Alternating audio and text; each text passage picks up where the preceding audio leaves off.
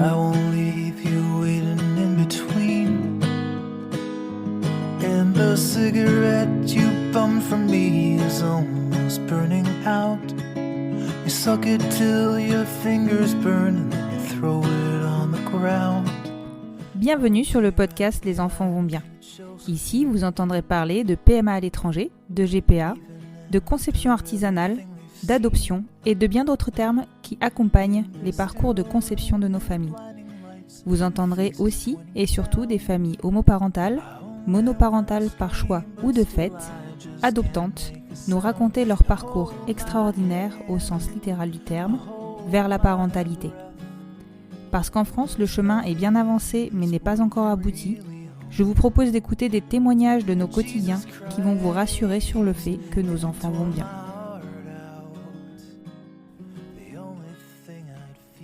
Vous écoutez l'épisode numéro 14 du podcast Les enfants vont bien. J'ai pour projet de réaliser un tour d'horizon de l'homoparentalité et de l'accès à la parentalité dans le cadre d'une famille homoparentale dans le monde. Je suis intimement convaincue que nous pouvons beaucoup apprendre d'autres pays et gagner en liberté en suivant des modèles différents. Je suis ainsi convaincue, et vous le savez, que nous n'avons pas assez conscience de la chance que nous avons de pouvoir accéder à nos désirs de famille, malgré tout, malgré nos parcours nécessitant que nous transgressions les lois de nos pays et malgré l'obligation de se rendre à l'étranger. Alors, lorsqu'Anne Fleur du podcast Alors c'est pour bientôt m'a proposé un enregistrement d'épisodes croisés, un crossover comme on pourrait dire, je n'ai pu qu'accepter. Anne Fleur est la créatrice de 2 podcasts qui me parlent beaucoup. French Expat le podcast, qui réunit les témoignages de Français vivant à l'étranger, un rêve pour moi, et Alors c'est pour bientôt, qui pour sa part réunit des témoignages d'accès à la parentalité. Anne Fleur m'a raconté son parcours PMA aux États-Unis et a fait des recherches sur l'accès à la parentalité dans son État, mais aussi dans tous les États-Unis. Quant à moi, je lui ai raconté les modalités d'accès à la PMA pour les couples homosexuels en France à l'heure actuelle et tous les enjeux qui en découlent. Je vous laisse découvrir cet épisode très enrichissant et vous souhaite une bonne écoute. PS, vous pouvez écouter l'épisode que nous avons enregistré ensemble pour Alors c'est pour bientôt sur vos plateformes d'écoute habituelles. Bonjour Anne-Fleur. Bonjour Constance. Je te remercie de t'être rendue disponible pour cet épisode croisé entre nos 2 podcasts. Je te remercie de m'inviter. C'est complètement normal. On va commencer par présenter tes podcasts. Est-ce que tu peux me parler un petit peu des podcasts que tu animes ? Oui, tout à fait. Alors, j'ai créé donc 2 podcasts, un en 2019, un en 2020. Tous les 2 sont assez récents. Le premier parle d'expatriation, s'appelle French Expat le podcast. Et le second s'appelle Alors c'est pour bientôt. Et c'est un podcast qui donne la parole aux mamans, papas, couples pour qui le fait de devenir parent n'a pas été aussi simple qu'ils auraient pu l'espérer. D'accord, donc un podcast sur la PMA, on est bien d'accord ? Oui, pas que PMA, mais oui, surtout. Enfin, pour l'instant, c'est vrai qu'on a beaucoup traité de PMA. D'accord, ok. Donc moi, je t'ai connue grâce à French Expat puisque je l'ai écouté de suite parce que c'est une question d'affinité. Je suis très très portée sur l'expatriation et du coup, j'ai découvert ton 2e podcast quand tu l'as lancé et pour moi, comme pour toi, je pense, c'était assez évident qu'il fallait qu'on se rencontre. Exactement, non mais tout à fait. Alors du coup, est-ce que tu peux aujourd'hui me présenter ta famille, me présenter ta famille et m'expliquer un petit peu comment vous vous êtes rencontrés avec ton mari et comment t'es arrivé le désir d'enfant ? Ouais, bien sûr. Alors donc moi, c'est Anne Fleur, j'ai 34 ans, je suis maman d'un petit garçon de 15 mois qui s'appelle Félix et donc j'habite aux États-Unis, à Boston, sur la côte Est. J'ai rencontré mon mari il y a 13 ans, un truc comme ça, en 2007, Wow. alors que je venais faire je me sens un peu vieille de dire ça. Je venais faire un stage à l'époque, comme dans beaucoup d'écoles en France où tu dois faire un stage dans un pays anglophone pour valider ton année. Et donc, je suis venue faire un stage en labo, et dans un labo qui était en fait en face de celui qui allait devenir mon mari. Et on s'est rencontrés, voilà, un truc un peu banal, à une soirée où mes colocataires de l'époque m'avaient dit: Anne Fleur, il faut que tu ailles rencontrer des Américains et que tu sortes de ton cercle européen. Et la soirée, en fait, était chez mon futur mari. Voilà. D'accord. Bon, c'est une belle histoire, surtout quand on est loin comme ça. Et c'est ce qui t'a fait Ouais. rester aux États-Unis ? c'est peut-être en tout cas ce qui m'a fait me dire que peut-être que j'y resterai un peu plus longtemps. Donc je suis restée, j'ai étendu un petit peu mon stage et puis finalement après, donc il s'appelle Mike, il est rentré avec moi, on a vécu, un peu plus de 3 ans en France ensemble et puis on est revenus aux États-Unis, et depuis on n'a pas bougé encore, donc depuis 2011 on est là. D'accord, donc toujours enfin, dès que vous êtes rentrés, vous êtes, partis enfin, restés à Boston, en fait? On est refait un petit tour par l'État de New York et puis on est arrivé à Boston en 2013. D'accord et alors, comment est arrivé le désir d'enfant entre vous? Est-ce que vous en avez parlé librement du départ? Comment ça s'est passé pour vous, ce process? C'est une bonne question, tiens, tu vois? Parce que pour moi, je te dirais que le désir d'enfant, il a toujours été là. Je me suis pas réveillée un jour en me disant: «Ça y est, je suis prête à être maman», tu vois? Mmh. Je suis, la deuxième d'une fratrie de 5 enfants Oh waouh! et j'ai toujours été entourée de beaucoup d'enfants, tu vois? Ouais. Hem, Entre, les neveux, nièces, même ma petite sœur, si tu veux, qui donc moi j'ai 34 ans, qui elle a 18 ans, donc tu vois, elle était petite aussi voilà, quand moi je devenais, femme. Hem Après avec mon mari, en fait, c'est rigolo parce que je pense qu'on en a parlé très, très tôt, Mmh. hem et limite, c'est moi qui lui ai dit: «Wow, wow, wow, j'ai pas fini mes études, tu Mollo, vois, mollo. 2 secondes, quoi». Voilà. C'est pas que Mmh. j'étais pas prête, mais c'était bon, bah, peut-être qu'on peut quand même se permettre de s'amuser encore un peu, tu vois? Et Ah puis, ouais? mais quand je te dis très, très tôt, ça faisait même pas 1 an qu'on était ensemble, je pense. Et hem et puis après, par contre, et bah, ça a mis du temps, à revenir pour lui. Pas qu'il en avait pas envie, mais il en avait un peu peur. Hem, Mmh. Bah, voilà, tu sais, ça faisait 10 ans qu'on était ensemble, tu commences à être un peu à l'aise, tu vois? Là, Ouais, tu as ouais. quand même beaucoup de liberté, dans ta vie d'adulte, et donc il avait un petit peu plus, cette peur, en fait, de comment est-ce qu'il allait pouvoir continuer, bah, à être lui, à avoir un peu tout, enfin, comme des questions qu'on se pose, peut-être un petit peu tous, d'une manière ou d'une autre. Hem et hem et voilà. Je sais pas si j'ai répondu à ta D'accord. question. Oui, oui, tout à fait et du coup, quand, donc bon, je suppose que pour vous, c'est un peu plus simple que pour nous, donc je pense que vous avez commencé des essais, naturellement. À quel moment tu t'es tournée, enfin, vous vous êtes tournés, vers la PMA? Alors, ça a été, un processus psychologique un petit peu long. En gros, donc on a essayé effectivement naturellement, très simplement, j'ai arrêté de prendre la pilule. Mmh. Et puis, voilà, quelques années plus tard, ça n'avait toujours pas, pris. Hem et Mmh. En fait, à l'époque, je voyageais énormément pour le travail, donc je mettais un petit peu ça, tu vois, hem, je mettais un peu cette raison-là, dessus, sur mon problème, de fertilité. Enfin, en tout cas, le fait que Mmh. j'étais pas encore tombée enceinte, je me disais juste que c'était, voilà, pas le bon moment. Et hem et en fait, j'ai partagé quand même, tu vois, mon désir, de devenir maman, avec ma grande sœur, entre autres. Et ma grande sœur, un jour, me dit: «Mais Anne-Fleur, quand tu étais jeune, souviens-toi, tu as commencé à prendre la pilule très, très jeune, genre à 14 ans, parce que tu avais été diagnostiquée d'un truc qui s'appelait les ovaires polykystiques». Et je dis: «Ouais, effectivement, mais on m'a Mmh. jamais rien dit de plus, en fait, tu vois, sur les ovaires polykystiques». Et elle me Mmh. dit: «Écoute», enfin d'abord elle m'encourageait, tu vois, à aller voir un médecin, puis elle me dit: «En plus, la bonne nouvelle, des recherches ce que j'ai cherché, ce que j'ai trouvé, et ben il semblerait qu'il y ait des traitements assez simples, en fait, pour t'aider, en fait, bah, voilà, à réussir à concevoir, plus ou moins naturellement», tu vois? Mmh. Donc du coup, elle a réussi un peu à me débloquer. En fait, tu sais, c'est un peu cette idée de le jour où tu verbalises, ta crainte, heu, Mmh. elle devient très vraie, en fait, tu vois? Et ça a été un peu Ouais, ça tout à pour moi, en fait. fait. C'est pour ça que j'ai eu beaucoup de mal à aller voir un médecin. J'ai pas de mal à parler du fait que j'avais envie de devenir maman, mais plus de mal à dire que, bah, ça marchait pas, tu vois? C'est comme si j'avouais une tare alors que, enfin, c'est pas du tout, enfin, c'est la faute de personne et puis enfin, tu vois? Bah, Enfin oui. bref. Donc voilà, donc j'ai mis pas mal de temps, Mmh, à me tourner, vers la PMA. J'ai mis 3 ans. d'accord et comment tu vivais, tes «échecs» entre guillemets, sur les cycles naturels? Hem, Bah, pas facile. Tu Enfin, en tout cas, moi, j'essayais un peu de faire comme si c'était pas grave, quoi, tu vois? Enfin, on a décidé de pas se prendre la tête, on a décidé de pas, de pas trop regarder le calendrier, de manière, trop, intense, si tu veux, parce que j'avais peur de devenir complètement obsessionnelle, avec tout ça. Mais bon, c'est se mentir à soi-même, si tu veux, au bout de 3 ans, bien sûr que tu penses à ça. Oui, Donc évidemment. Donc, Mmh. mon mari, si tu veux, lui, je pense pas qu'il se rendait compte, de parce que je pense que je lui donnais le change, tu vois? Je lui montrais que j'en avais enfin, je faisais un peu: «Bon, bah, voilà, ça a pas marché, c'est pas t'inquiète pas», tu vois?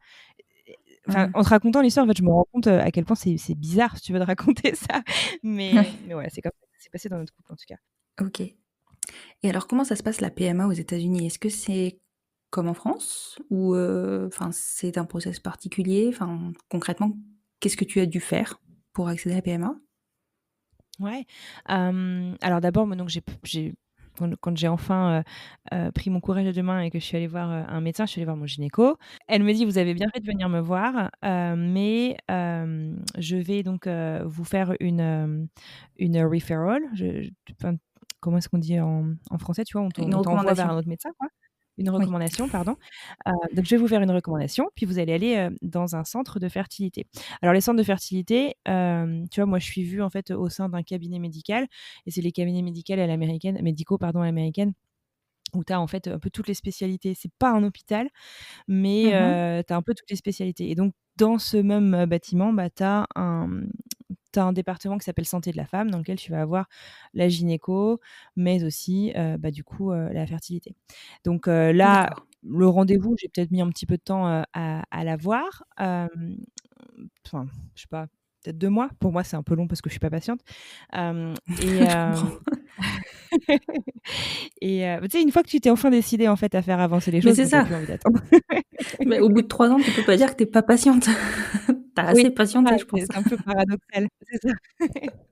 Et là, la gynéco était super chouette, tu vois? Donc c'était aussi une gynéco, spécialisée donc dans la fertilité. Elle me dit: «Donc vous êtes au bon endroit, on va s'occuper de vous». J'avais amené donc tout mon dossier médical, français que j'avais fait, traduire, tu vois? Pour, montrer enfin qu'on gagnait un petit peu de temps, sur les ovaires polykystiques et cetera. Et elle me dit: Mmh. «Effectivement, donc la bonne nouvelle comme, ma sœur m'avait un peu dit, c'est qu'il y a des traitements qui sont pas, enfin qui sont assez bien, supportés et qui ont des bons taux de réussite. S'il y a que ça, c'est super, mais on va quand même faire une batterie d'examens chez vous et chez monsieur pour s'assurer qu'il y a rien d'autre». Donc on a fait, voilà, enfin, je dirais la batterie d'examens un petit peu, classique, si tu veux que par laquelle on passe tous. Donc pour mec, c'est un spermogramme, je crois que c'est tout d'ailleurs Mmh. et pour moi donc tu as, je sais pas, tu as plein de dosages sanguins, tu as, donc l'hystérosalpingo, tu as, je sais plus, tu as des échos, un peu dans tous les sens et ce qui est chouette, en fait, si Mmh. tu veux, c'est qu'ils cherchent vraiment à avancer très rapidement, quoi, tu vois? Donc D'accord. on a fait tout ça, j'ai dû voir la gynéco mi-août, et l'objectif, en gros, c'était que pour mi-septembre, tout soit bouclé pour que je puisse lancer un cycle direct, tu vois? Donc heu, D'accord. donc génial, tu vois? Ah ouais, c'est clair, c'est hyper Ça a pas rapide. mal avancé. Ouais. Mais en fait, je m'en rendais pas compte très sincèrement, de la chance que j'avais jusqu'à ce que j'écoute en fait tous ces parcours, en France qui sont, bah, forcément ça se fait pas exactement pareil. C'est beaucoup plus long, soyons clairs. Voilà, c'est ça, C'est clair. c'est ça, c'est ça. Ils t'ont proposé différentes options? Enfin déjà, qu'est-ce qui est ressorti des examens pour commencer? Et quelles Bah, options rien ils de t'ont spécial. proposé? D'accord. En gros, voilà, rien de spécial, tout allait bien. On m'a donc, proposé donc de faire insémination avec stimulation. D'accord. Et c'était, un protocole de stimulation qui est pas exactement, pareil en fait que beaucoup d'autres stimulations que j'ai entendues. Alors je ne sais pas exactement ce qui était différent, mais en gros j'avais pas des piqûres, régulières si tu veux. J'avais, un déclenchement et j'avais une stimulation au début du cycle. Mmh. Après ça fait quelques années donc je pourrais pas forcément rentrer dans les détails, mais voilà et avec, donc surveillance, échographique, tous les quelques jours, pour, s'assurer que tout, poussait bien D'accord, et déclenchement, et voilà. d'accord. Voilà, voilà. Donc on nous a pas proposé 1 500 options, on a pris celle qu'on nous a recommandée, sachant qu'ils nous ont dit tout de suite, hem, tu sais aux États-Unis, la santé c'est privé, Oui. c'est pas, ma sécurité sociale qui va tout payer Ah ça. oui, donc ça a un coût quand même. Voilà, c'est un peu comme l'équivalent d'une mutuelle sauf que on a que la mutuelle, quoi. Mmh. Et donc on nous a dit tout de suite, «On va vérifier avant, de lancer ce protocole que votre assurance accepte». Mmh. Donc on a eu de la chance, ils ont accepté et la règle, en fait, généralement, on est dans alors le Massachusetts, donc là où est Boston, l'État du Massachusetts, a Mmh. priori, est ce qu'ils appellent un fertility state. Ça veut dire que c'est un État qui rembourse très bien les traitements de fertilité, donc c'est bon à savoir. Chance. Ouais. Je ne le savais pas. Ouais. Voilà. Hem et enfin, j'imagine même pas comment tu fais, enfin, voilà, comment tu fais autrement, déjà que c'est cher, en Europe, quand tu vois le coût, si tu veux, de la santé aux États-Unis, je sais pas trop comment tu fais. Ouais, c'est clair. Hem, mais donc voilà, donc on nous dit: «Voilà, on va faire certainement, jusqu'à 3 ou 4 inséminations au maximum, et Mmh. après, en fait, l'assurance arrêtera de payer et l'assurance vous demandera de passer par une FIV». Qu'elle Donc payera ou le pas? programme était déjà un peu annoncé, quoi. Ils peuvent pas te le garantir, Ouais, à l'avance, d'accord. mais normalement, l'assurance, te paye une FIV. En tout D'accord, cas, OK. notre assurance nous paye une FIV. Je peux bien sûr pas faire de généralité sur toutes les assurances, D'accord. mais voilà, Et est-ce que ça a fonctionné ce traitement alors? pas du tout. Enfin, non, je dis pas du tout. Mmh. Ça n'a pas donné le résultat escompté, c'est-à-dire tomber enceinte, Mmh. Oui, mais je réagissais bien en stimulation, d'accord. l'ovulation se déclenchait bien comme il fallait. Enfin voilà, ça avait un côté rassurant, quoi. Si tu veux, Oui, tout à fait. c'est que mon corps réagissait, tout marchait bien. Mais non, ça n'a pas marché. Donc on a fait, 3 cycles, comme ça, Mmh. avec une pause, enfin une petite pause au milieu parce que j'avais prévu d'aller passer, 1 mois en France. Oui. Hem Et puis, je suis revenue, j'avais eu, un accident de ski, enfin bref, j'avais pas trop, la forme physique, en fait, si tu veux, pour me concentrer sur un traitement de fertilité. Mmh. Il a fallu que je me prépare pour une opération et cetera. Donc voilà, donc en gros, on a fait 3 cycles avec une petite pause au milieu et puis après, on s'est arrêté parce qu'il a fallu que je me fasse opérer et hem et voilà. D'accord. Et donc 3 cycles, négatifs, donc là, je pense que ça doit commencer à peser un peu, sur le Voilà. moral? Ouais. Ouais, parce que tu vois, tu te dis, bon, on nous a dit que, il y avait des traitements hyper faciles. Mmh. On nous a dit que j'avais rien de bien grave. On nous a dit que côté Mike, tout allait bien. Mmh. Hem, Bah, en fait, j'ai un peu l'impression d'entendre, les gens sur nos podcasts, si tu veux, mais c'est Oui, vrai, quoi. Tu vois, dès le premier cycle, tu te dis: «Bon, bah, ça va marcher», tu vois? On est à fond. c'est ça. Enfin, tu vois, Tu y crois. on nous a La expliqué médecine que nous ça allait le aide, faire, quoi. donc ça marche. Mais exactement, exactement. Et puis, bah, non, forcément, c'est hyper dur et en fait, je crois que c'est à partir de ce moment-là que ça a commencé à devenir vachement pesant aussi pour Mike, tu vois? Ouais. Hem, Parce que pour lui, c'était bon, bah, peut-être que ça collait pas trop avant, mais ouais, lui était vraiment, bon, bah, ça va marcher, ils savent ce qu'ils font, quoi. Mmh. Et donc forcément, tu tombes de haut chaque mois, c'est difficile. Ouais, c'est clair, c'est clair. Et tu passes en FIV dans la foulée ou il te relance sur une batterie d'examen? Et ben non, en fait, moi, la FIV me terrorisait. J'avais D'accord. très, très peur de la FIV. Hem, Étant aussi, tu vois, un peu en surpoids, je sais pas, c'était quelque chose où je me disais, «J'en sortirai pas vivante de ce truc». Je sais pas, j'étais pétrifiée à l'idée de passer par une FIV. Mmh. Hem, J'admire toutes les femmes qui passent par des traitements de fertilité, mais alors la FIV, c'est vraiment, je les prends pour des déesses. Ah, mais mais donc voilà, donc moi j'étais pas vraiment pour. Donc je me fais opérer du genou, Mmh.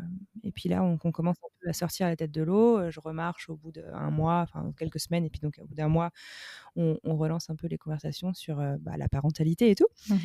et hem et moi en fait à ce moment-là, je crois que je suis en paix avec l'idée que je serai peut-être pas maman biologique, tu Ah vois? oui. Je crois que je me suis fait à l'idée que, écoute, tu sais quoi Mike? Moi je suis prête à adopter. Ça peut être, une super aventure, mais il faut qu'on soit bien sûr, bah, tous les 2 à fond, quoi. Bah, oui, oui. Hem Et lui me dit, «Je suis pas encore prêt à avoir cette conversation». Tu vois? J'ai pas encore fait le deuil, voilà, du fait qu'on puisse ou non être parents. Enfin parents, Biologique? heu, biologiques du coup, pardon.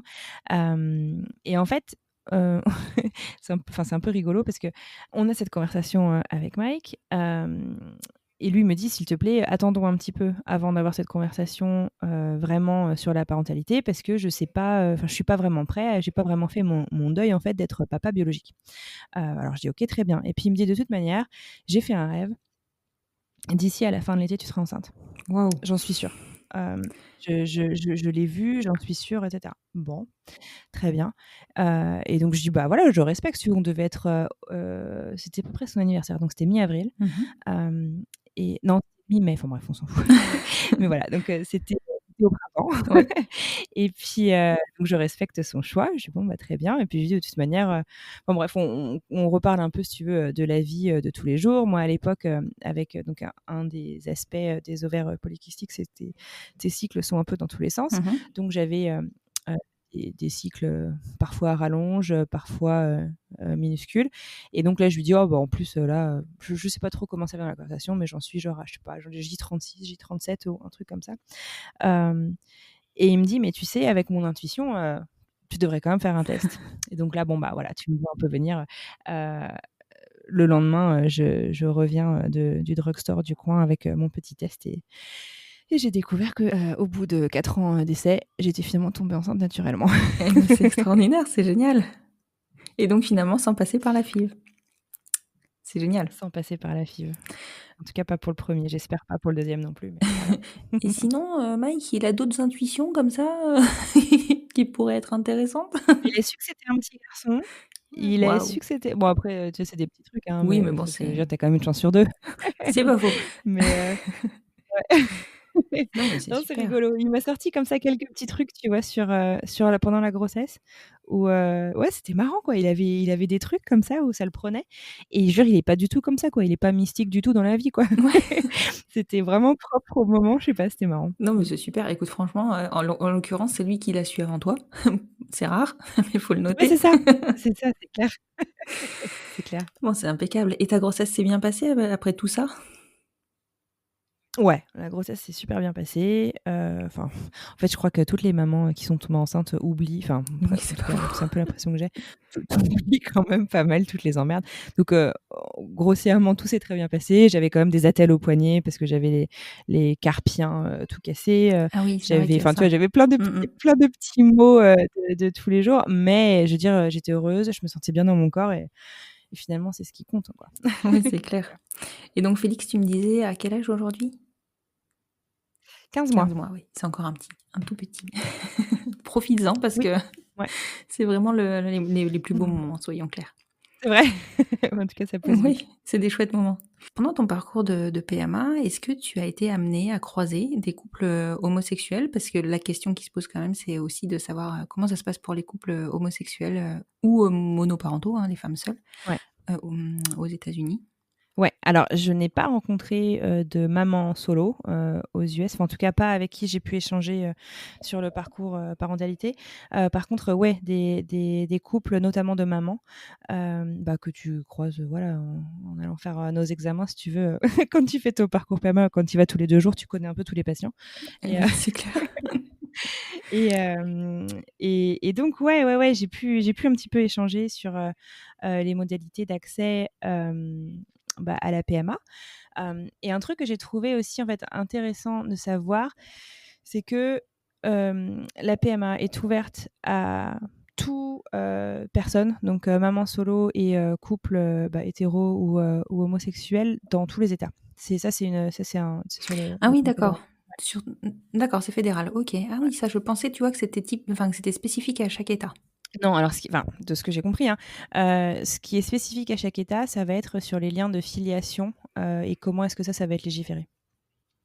D'accord, OK. Donc l'accès à la PMA est a priori ouvert à toutes, et à tous, Ouais. sur, enfin, par PMA, j'entends aussi, GPA, mais GPA, peut-être que c'est pas Alors pareil dans tous GPA les n'est États, pas là, par compris contre. dedans. Ouais, la GPA n'est pas D'accord, autorisée dans pas mal d'États. Ouais. La d'accord. GPA, en fait, c'est ce qui s'appelle, surrogacy, qui est donc, le Mmh. fait que, quelqu'un porte, ton enfant. Ça, j'ai fait des petites recherches, mais j'ai pas noté, je crois, je n'ai pas noté les États qui l'interdisaient. Mais il y a quand même pas mal d'États qui ne l'autorisent pas.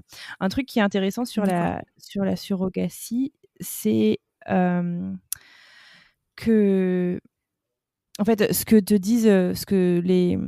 disaient en fait les mamans, à qui j'ai parlé, c'est que très souvent, si tu veux, si jamais, la mère porteuse change d'avis, si la famille de la mère porteuse, décide, voilà, de se mêler un peu, de tout ça, les cours, les tribunaux, Mmh. vont la plupart du temps, en fait, aller dans le sens de la mère porteuse et donc et pas des parents, Ah qui oui. attendent. le bébé. Et du coup, en tout D'accord. cas, je sais que les personnes avec qui j'ai parlé, c'est pour ça qu'elles ont complètement éliminé cette option.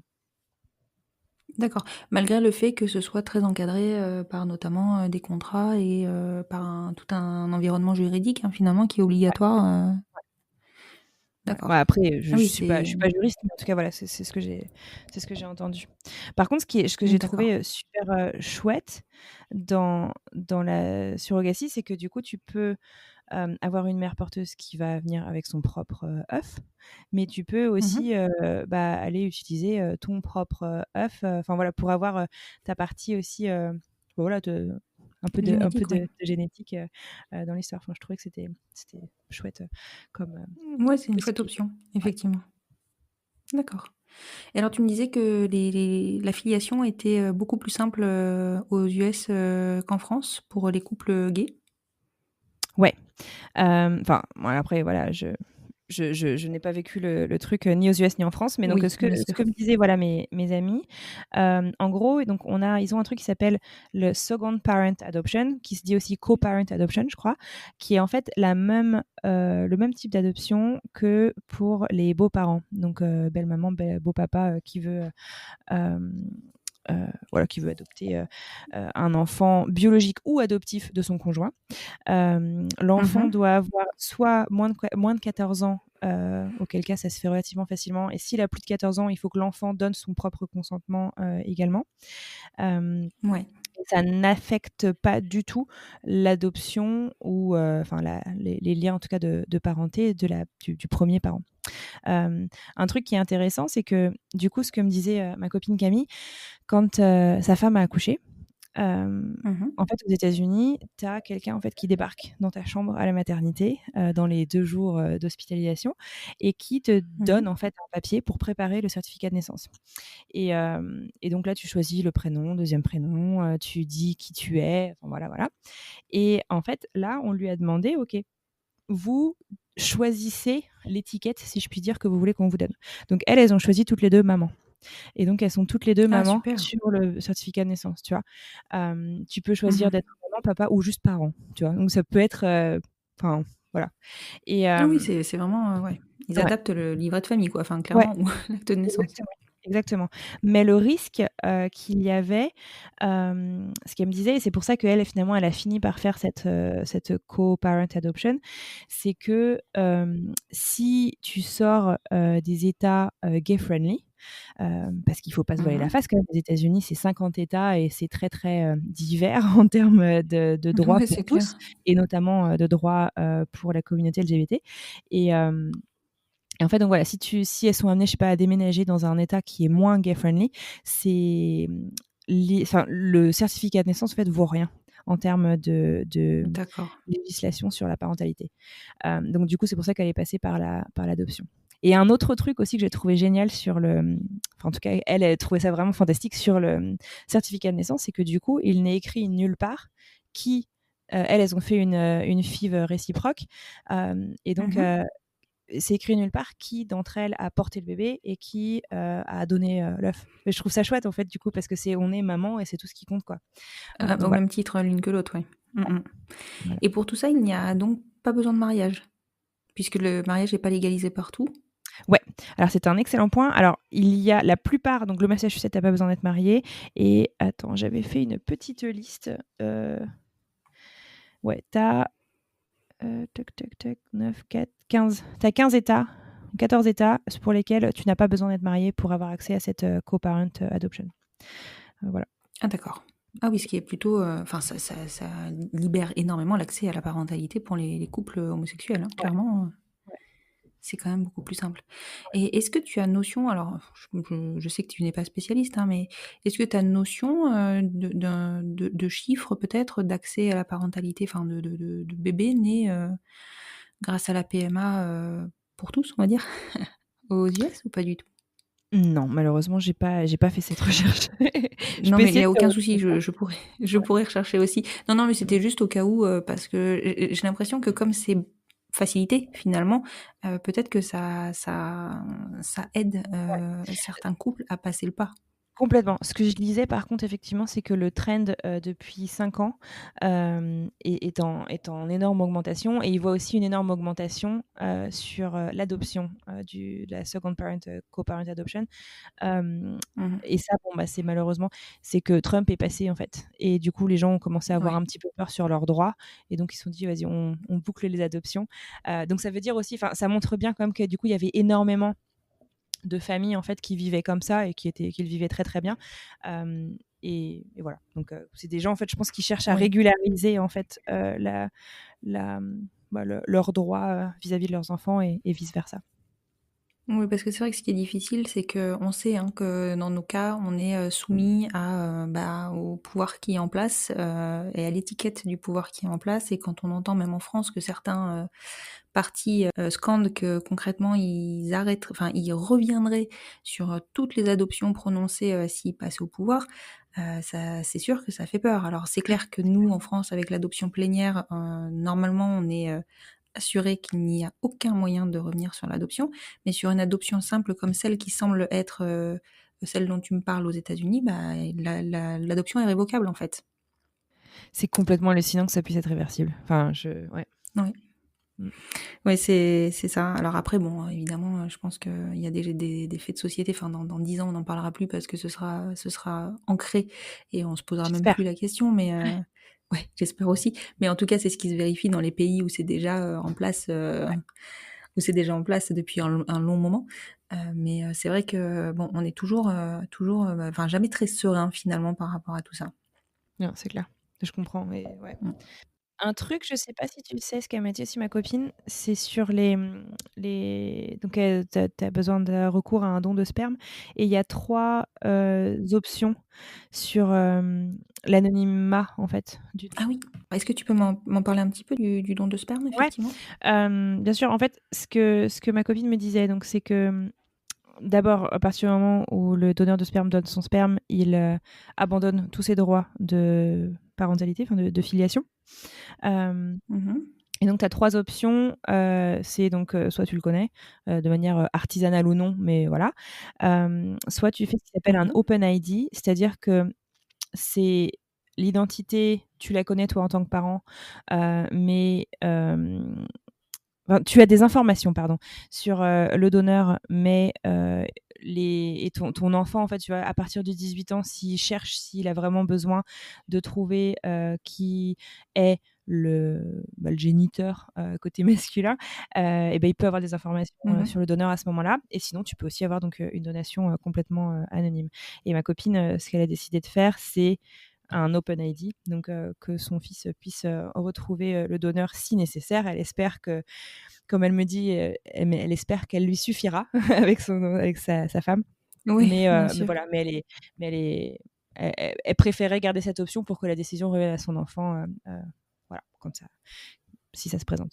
D'accord et donc ça, c'est valable, ce choix-là, en fait, tu l'as dans n'importe quelle, clinique de fertilité, finalement? C'est pas lié à un état ou Ouais et tu peux venir avec ton propre, sperme du coup ou tu peux, il y a certaines cliniques de fertilité qui vont gérer le don et il y en a où on va te mettre en contact avec, une banque de sperme directement sur laquelle tu vas pouvoir, faire ton choix et donc venir à la clinique avec. d'accord. Est-ce que tu sais si, tout le parcours de PMA est pris en charge par les assurances pour, les couples gays? Alors c'est une excellente question et là encore, ça dépend des États Mmh. et des assurances et au sein même de l'assurance, du type de souscription que tu as. Donc, il y a quand même beaucoup, beaucoup Oui, de de cas de paramètres? figure. Mmh. Heu, à nouveau, de ce que j'ai compris, le Massachusetts est un fertility state, donc les assurances couvrent quand même pas mal de choses. Ils ne couvrent pas la FIV, mais ils couvrent tous les traitements. D'accord. Hem Voilà. Donc ils couvrent quand même pas le gros du truc, parce que la FIV, de ce que j'en comprends, c'est, 10-15 cas, facile Mmh. ici. Hem, mais tous les traitements, et l'achat du sperme aussi, de ce qu'elle me disait. Oui. Mais voilà, bon après c'est difficile de généraliser parce que ça va vraiment dépendre des endroits où tu es. Oui, complètement. Bon, c'est vrai que c'est un gros budget, hein, la fi la enfin, juste l'acte finalement qui est facturé, entre 10 et 15, c'est c'est hors de prix. Bon, après, c'est les États-Unis, hein, et leur système de santé. Et clairement, bon, après, je sais pas si ton ami a dû passer par une FIV d'office ou s'il a accès aux inséminations. Non, effectivement, elle a, elle est passée par des inséminations, et les 2 premières inséminations n'étaient pas couvertes par l'assurance et c'était un bon point. Elle a réussi à en faire passer 1 ou 2 qui ont été couvertes et je ne sais plus exactement les raisons. D'accord, Hem, mais donc c'est aussi une option, effectivement. d'accord. OK. Oui, donc enfin, on se plaint entre guillemets en Europe, du coût que ça peut engendrer pour nous, mais quand quand on voit les États-Unis, c'est même plus la même mesure, quoi. Ouais, après on gagne pas notre vie de la même manière, Ouais. mais ouais, non, c'est clair. Et un truc aussi qui était du coup, mais peut-être que c'est le cas aussi en Europe, mais c'est que du coup, elles sont parties sur clinique de fertilité spécialisée pour les couples, LGBT à Boston. D'accord. Et en fait, pour garder les coûts assez bas, en fait, s'il y a aucun problème de fertilité à part, je dirais d'un point de vue purement, Oui. logistique quoi, tu as besoin de sperme et que pour que ça marche, et ben, en fait, ils proposent une option où tu as pas, de suivi, avec, écho ni, prise de sang, régulière si tu veux. Sur C'est, cycle naturel. on fait des tests, beaucoup plus espacés dans le temps. D'accord. Ouais, pour, pour limiter le D'accord. coût Oui, aussi. donc en fait, ils savent s'adapter. Bon, après, c'est sûr que ça reste un business, hein, faut être clair, mais ils savent s'adapter, Ouais. aux différents budgets, enfin, finalement. Ouais, ouais. Après peut-être pas tous, mais en tout cas, ouais. Et alors cette, clinique, c'est une grande fierté, sur Boston puisqu'a priori, c'était la première à faire des FIV sur les couples LGBT aux États-Unis. D'accord. Tu sais Voilà. de quand ça date à peu près, cet accès à la PMA pour tous? Je suis pas sûre de moi, j'ai peur de te dire une connerie. Il y a pas de souci. Je suis C'est désolée. juste, je me rends pas compte si c'est récent ou pas. Enfin, tu vois, je sais que le mariage, c'est encore un débat dans plein d'États et que du coup, enfin, c'est relativement récent un peu partout, mais l'accès à la PMA, ça a l'air Ouais. d'être un peu plus ancien. Ouais, faudrait que je fasse une recherche, je t'avouerai, je suis pas sûre de Non, mais il moi. y a pas de souci. Je suis allée sur le site de cette, fameuse clinique et j'ai cru voir un truc dans les années 80, mais ça me paraîtrait, je Non, sais c'est pas, possible, hein, ça me parce paraît presque que trop vieux. Je sais hier, pas. justement, j'étais en interview avec un papa qui est passé par la GPA et qui me disait que la clinique de fertilité dans laquelle il travaille maintenant était active depuis 35 ans en Ah GPA. ouais, bah, tu vois? Donc c'est faux. Ah la vache. Mmh. En même temps, c'est vrai que moi, enfin, je vais dire un énorme cliché, mais moi, la GPA, j'ai vu ça pour la première fois, je crois, en regardant Friends, tu vois? Oui, c'est vrai. Quand Phoebe, elle a porté les bébés de quelqu'un, enfin, tu vois? Mmh. Pour moi, c'était un peu de la science-fiction, quoi. Enfin, en Europe, j'ai jamais entendu parler de ça, avant très récemment, finalement. Enfin, tu vois, Complètement. dans les 10-15 ans, passés, quoi. Et c'est Mais vrai bref. et c'est vrai qu'on Voilà pour ma culture. et c'est vrai on entend beaucoup parler, enfin beaucoup parler. Dès que le débat de la GPA est lancé en France, donc à différents termes, on va dire que dans les 10 dernières années, systématiquement, on entendait parler d'enfants nés aux États-Unis. Donc c'est vrai que ça doit quand même être, relativement ancien finalement cet accès. Ouais, Bah, c'est écoute, vrai. je te remercie beaucoup pour, tous ces éclairages. C'est vraiment, enfin Ouais, bah, j'espère que ça t'aura un petit peu mais aidé. ouais, mais je trouve ça enfin, honnêtement, je trouve ça passionnant. Je trouve ça passionnant surtout de voir les différences, clairement, du coup, c'est des différences culturelles, des points qui ne poseraient aucun problème, chez toi, enfin, aux US et qui, en France, soulèvent des débats, Ouais, de fou et inversement, il y a des choses qui ne sont pas sans fin. légiférées aux Ouais. US et qui, sont validées déjà en France ou en Europe.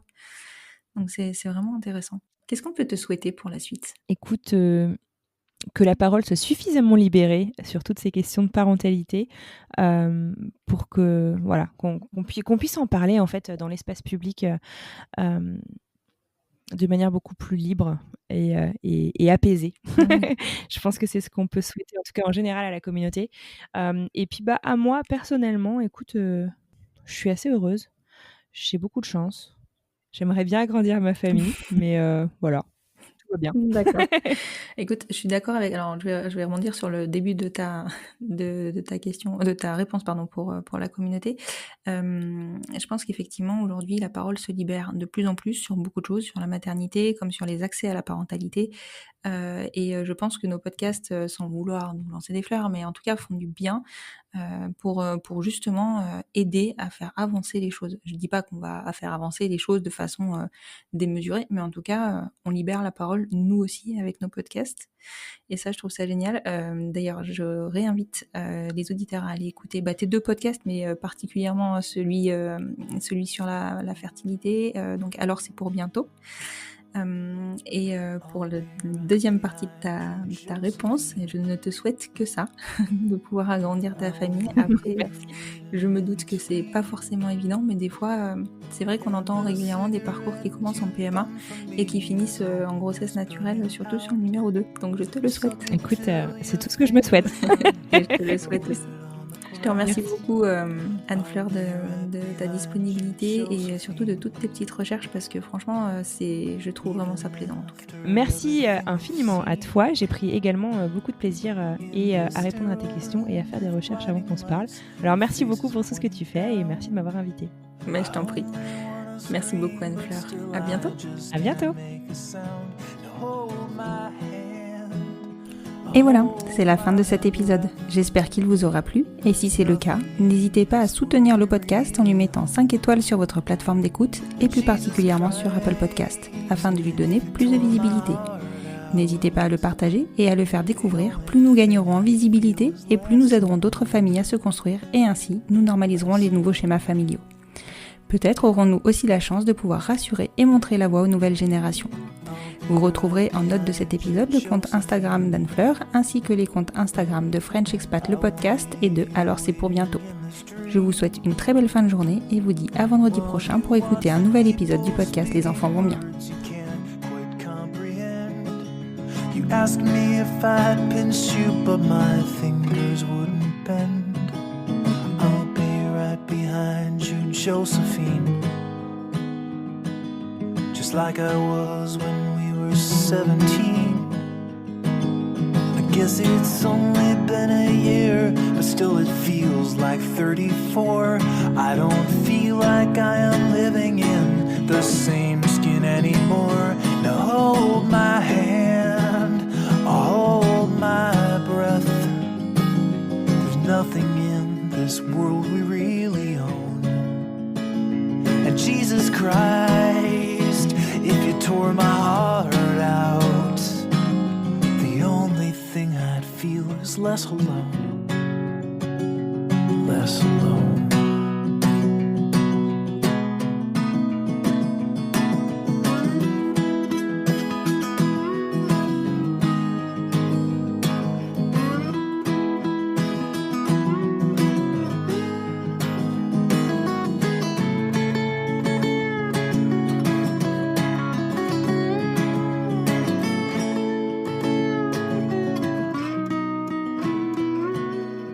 I'll be right behind you, Josephine.